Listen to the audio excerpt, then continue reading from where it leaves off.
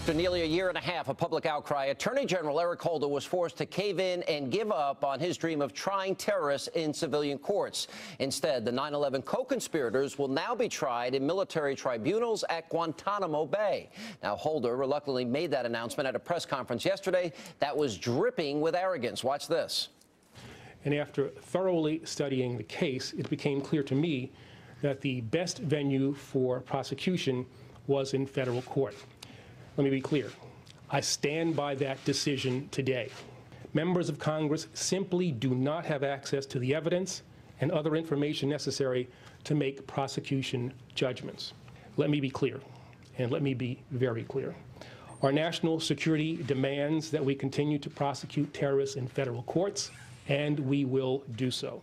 Sounds like one angry, defeated Attorney General of the United States. Here with reaction to the administration's flip-flop, Jay Sekulow for the American Center for Law and Justice, Fox News legal analyst Tamara Holder. All right, Tamara, let's go to your friend. You voted for Obama. Let's go to President Obama on the campaign trail.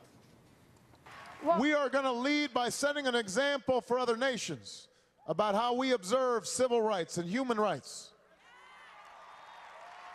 We're going to close Guantanamo, which is why we're going to close Guantanamo, which is why I will close Guantanamo, which is why we will close Guantanamo, which is why I will close Guantanamo, and that means closing Guantanamo. We'll close Guantanamo, which is why we should close Guantanamo, and that's why we're going to close Guantanamo. I could go on for an hour. Tamara?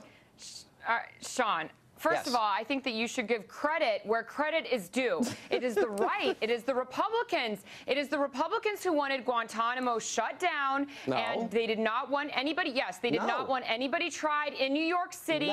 They were afraid that there was going to be a terrorist attack. Let me finish. Let me finish. Eric Holder went through. Jay, I don't laugh at you, and there are reasons why I could. Listen, the evidence was terrible, Sean. They used LSD and heroin to get a coercion out of Khalid Sheikh Mohammed. What Eric Holder did was he sifted through the evidence, and he determined whether or not somebody could be tried on American soil. And now we're going to a military tribunal. I love you, but listen. Personally, you're wonderful, but I got to tell you something.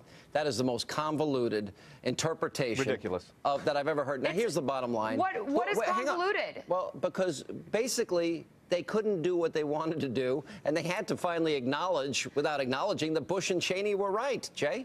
Right. Because they used torture to get confessions. Tamara, Jay. Well, I'm Jay. Here, let me make a couple points, Sean. Number one, I'm glad they made the decision they made. I don't like the way they said it. In other words, the fact that Khalid Sheikh Mohammed is now going to be tried in Guantanamo Bay in a military tribunal, which is what is set out in the Geneva Convention on how you handle enemy combatants, is the right decision. I don't like the fact that they said they were forced into this. And let me make 2 points on this, Sean. You don't like how he said it? I'm sorry. Excuse me, Sean, let me make 2 points on this very clear. Because I've been a government lawyer, I've been a defense lawyer. You don't know, and I'll give a perfect example on how any case comes out, even when you've looked at the evidence. For instance, the Golani case, which was a terrorist trial in a civilian court, with individuals involved in the East African bombing of the embassy, of the U.S. Embassy. What happened there? 285 counts for the indictment, only one conviction after the trial because the judge made an evidentiary rule under the civilian system of excluding evidence. Now, that particular evidence... Why? Excuse me. Because that witness I'm not talking... Tamara, actually, I'm not talking... Tamara, I'm not talking to you. I'm talking... Sean asked me a question. I'm answering Sean's question. So that's number one. Number two, the military justice system, our military justice system, is one of the best military justice systems in the world. And this is not as if a trial's not going to happen, but Khalid Sheikh Mohammed has admitted he did it and is glad he did it. So this is a whole show. They wanted a civilian trial. Excuse me, I'm talking to Sean. They said that Khalid Sheikh Mohammed said that he wanted to use the court system, the civilian trial, to make his point about why America must be brought to its knees once again. So the right decision was made. It comported with international law. Thanks, Sean. Tamara, why can't you just admit that they flip-flop, that the president didn't have either the principles or the ability to stand by another campaign promise. And so the reality of governing, as Dick Cheney pointed out in 2009, they would be forced to do this against their judgment because it wasn't possible to do this. Sean, I will agree with you when it's right. And I believe that Obama, he failed on a campaign promise. Absolutely. He said he's going to close Guantanamo down.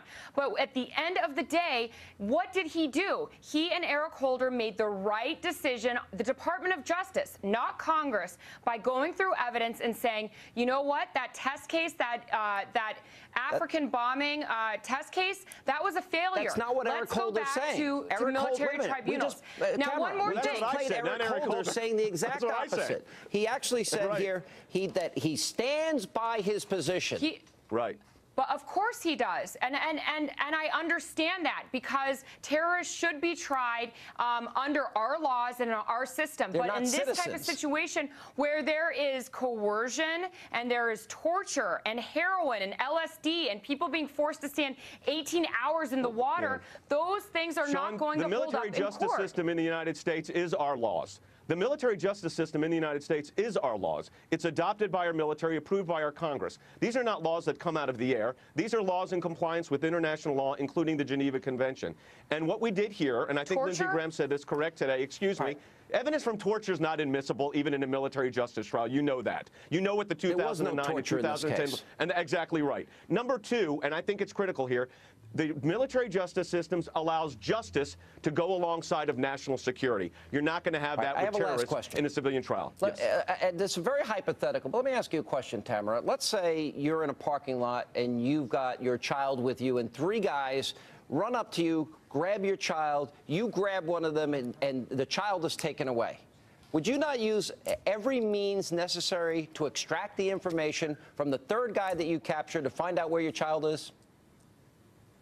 Well, I don't know how to answer that question, Sean. I'm sorry. Would you extract? Wait a minute. Here's the thing. Would. There is proof. Would you take a lighter and burn their hands until they talked? No, of course absolutely not, because our system of government is. You don't get reliable information, Sean, that way. Oh, I'd get the information I wanted. You do not get reliable information through torture. All right. You don't. But you know what? It's not about torture. It was about justice, and justice was served tonight. All right, guys. Good to see you. Let not your heart be troubled.